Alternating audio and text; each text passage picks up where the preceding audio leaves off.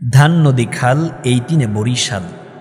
বরিশাল তো আল্লাহ রাব্বুল আলামিন তার অপার দয়া এবং রহমত দিয়ে সাজিয়েছেন।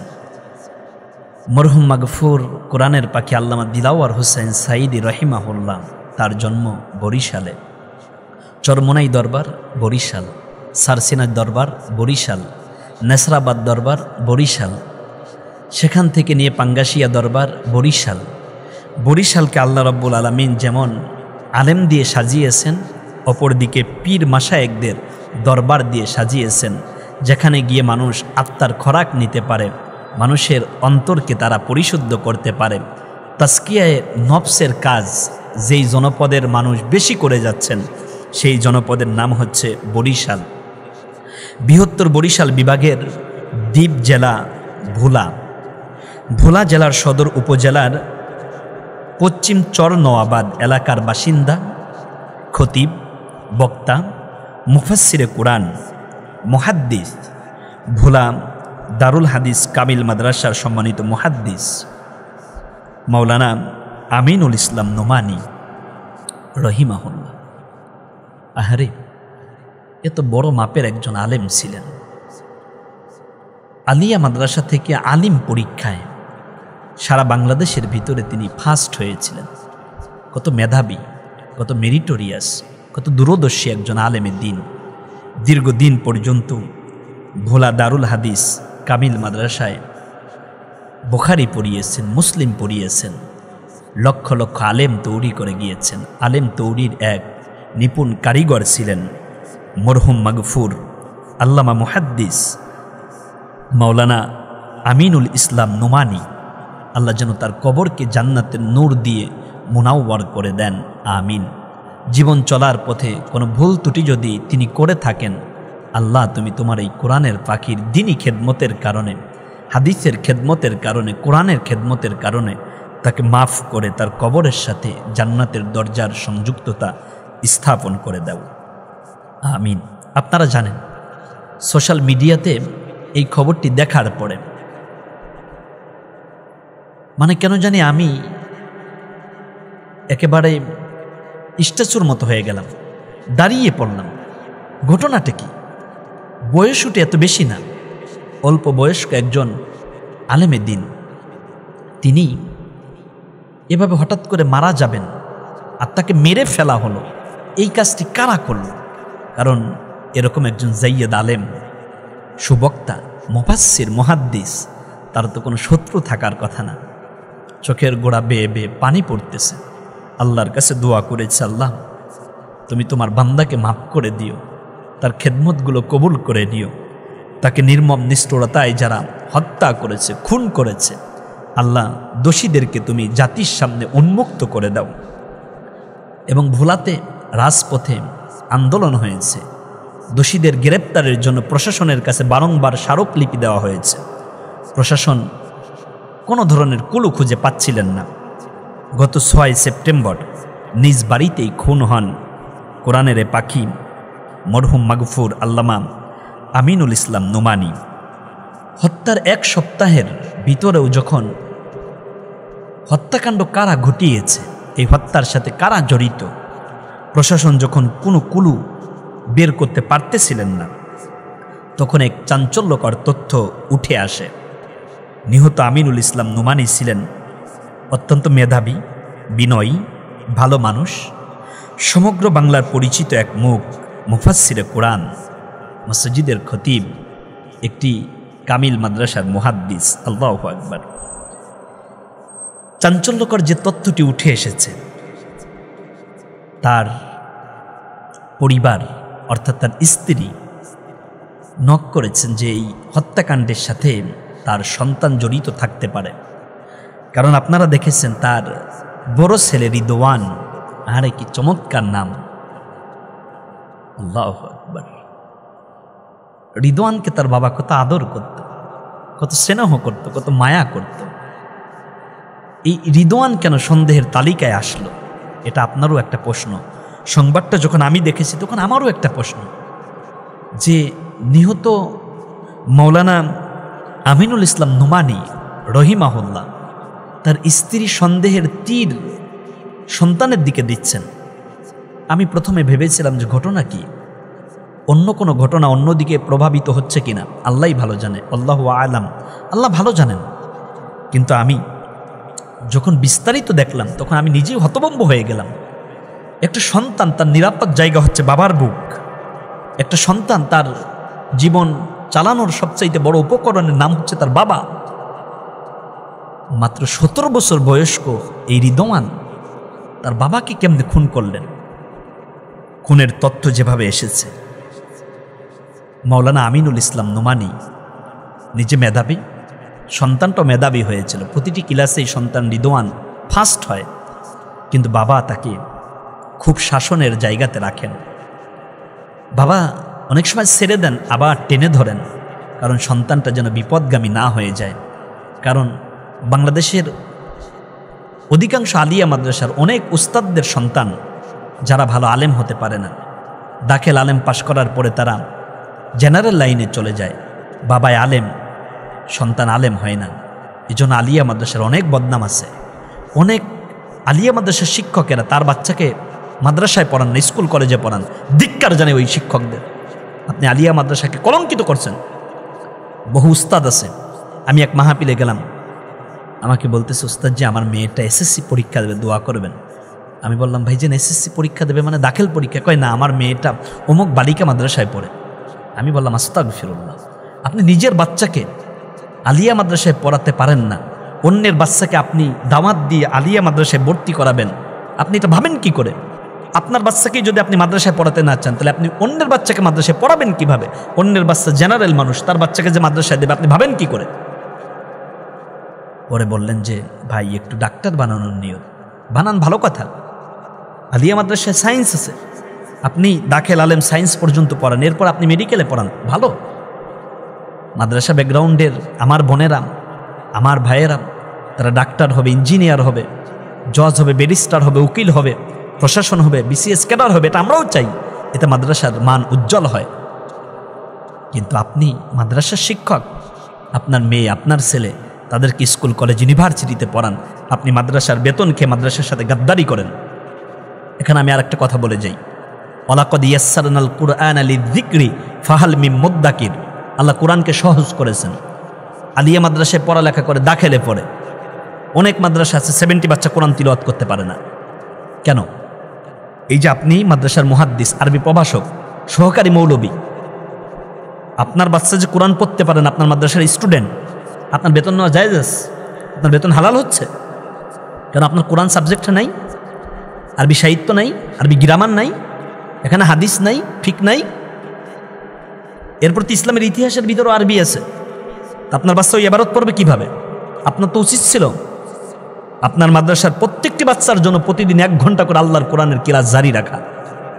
ওরা ওখান থেকে কোরআন তেলাওয়াত শিখবে, এরপরে গিয়ে ওরা কোরআন সহি শুদ্ধ তিলাওয়াত করবে, হাদিসের ইবারত পড়তে পারবে, ওরা ফিক পড়তে পারবে। কিন্তু অধিকাংশ আলিয়া মাদ্রাসার 70% বাচ্চা আল্লাহর কোরআন পড়তে পারে না। এই জন্য স্টুডেন্ট যতটুকু দায়ী, তার চাইতে বেশি দায়ী হচ্ছে তার অভিভাবকরা, আর তার চাইতে বেশি দায়ী হচ্ছে মাদ্রাসার শিক্ষকেরা।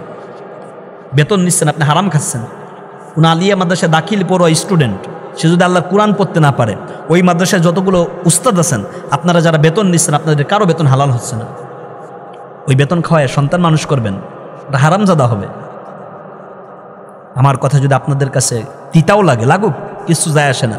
মাঝে মাঝে কওমি ভাইদের কাছে আমরা মাথা নত করতে হয়।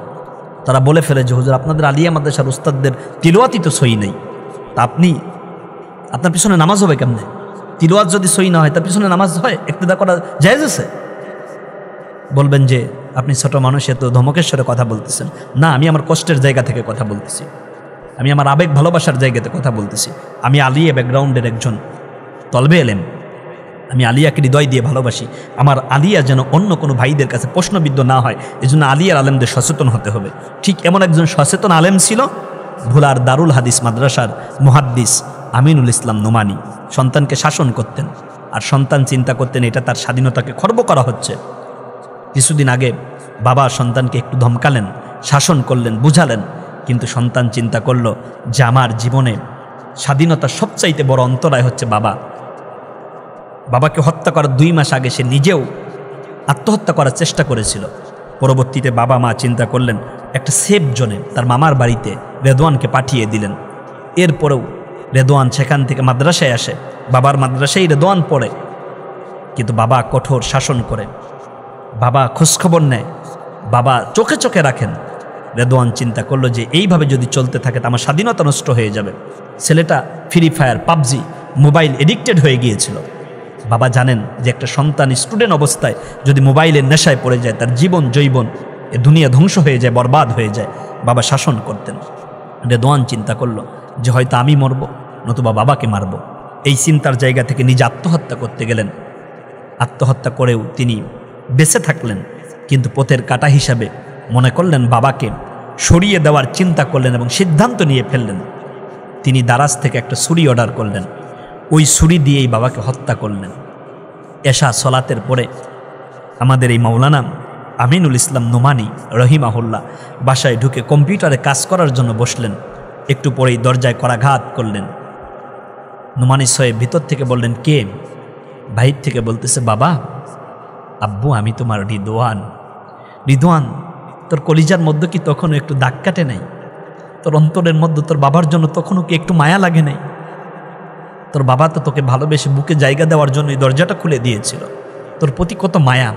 তোর প্রতি যদি রাগ থাকতো, অভিমান থাকতো, ক্ষোভ থাকতো, গুস্সা থাকতো, তোর বাবা বলতো যে না, দরজা খোলা যাবে না, যেখান থেকে আসছো সেখানে চলে যাও। সে কথা বলে নাই। বাবা চেয়েছিল রিদওয়ান তোর বুকের সাথে আগলে নিয়ে কপালের মধ্যে একটা চুমা দিতে, তোর একটু বুঝাইতে, তোর একটু আদর করতে, নিজ হাতে হয়তো ফ্রিজ থেকে কোনো খাবার বের করে রিদওয়ান তোর মুখের মধ্যে তুলে দিতে। সেই সুযোগটুকু তুই বাবাকে দিলি না। বাবার বুকের মধ্যে চাকু মারলেন। বাবা চাকুটা ধরে ফেললেন। বাবা কত অসহায় হলে সন্তানের কাছে আকুতি মিনতি করে প্রাণ ভিক্ষা চায়।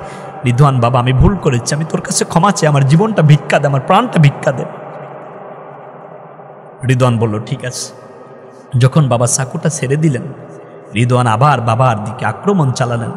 একটা পর্যায়ে আঘাতের পর আঘাত করতে করতে প্রচুর ব্লিডিং হলো, রক্তক্ষরণ হচ্ছে, এবং সে মুভি দেখে, ক্রাইম মুভিগুলো দেখে সে বাবার ঘাড়ের উপর আঘাত করে মৃত্যু নিশ্চিত করে তারপরে সে বের হয়ে চলে গেলেন।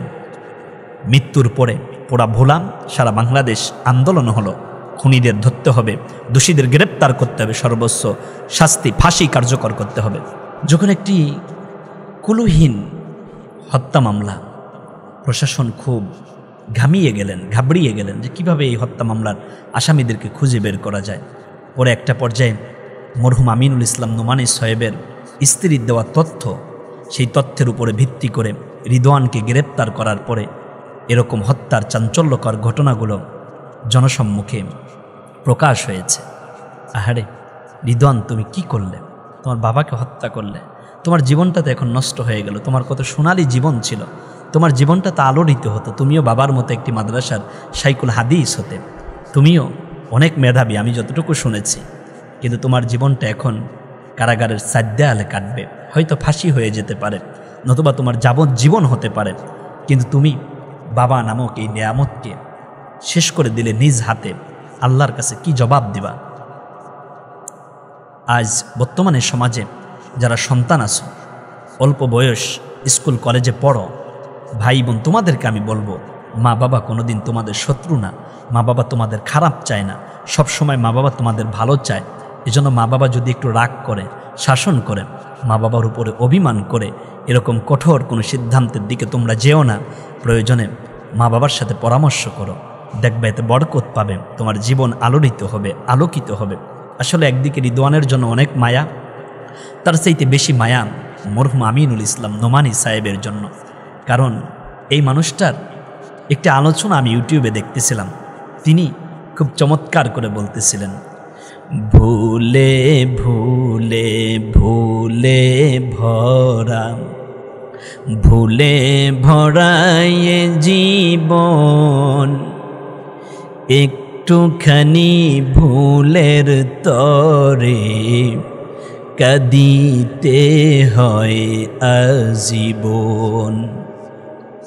যখন আমি ভুল করেছি তখন কিন্তু বুঝি নাই, যখন আমি বুঝতে পারলাম তখন দেখি সময় নাই।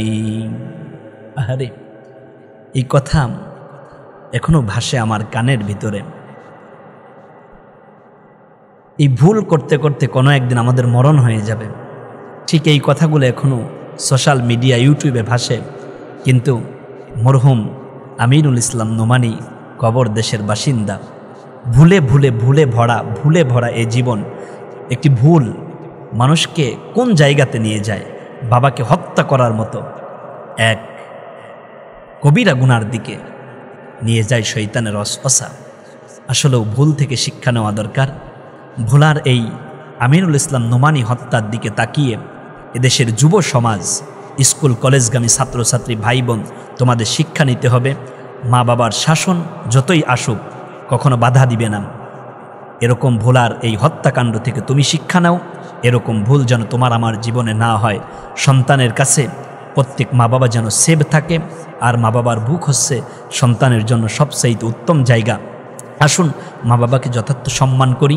আমরা ভোলার এই আমিনুল ইসলাম নোমানী হত্যার খুনিকে যেহেতু পাওয়া গিয়েছে, আইনের কাছে সোপর্দ করা হয়েছে, আইনে যা আছে সেই বিচার হবে। বিচারের প্রতি আমাদের সম্মান শ্রদ্ধা থাকবে। এই বিচার ব্যবস্থা দেখে রিদওয়ানের মতো আর কোনো সন্তান যেন বাবা নামক এই নেয়ামতকে এভাবে খুন করতে না পারে, এজন্য আমরা প্রশাসনের কাছে জোর দাবি রাখব। এবং মরহুম আমিনুল ইসলাম নোমানী রহিমাহুল্লার জন্য আল্লাহর কাছে দোয়া করছি, আল্লাহ যেন তাকে মাফ করে কবরকে জান্নাতের বাগান বানিয়ে দেন। আমিন।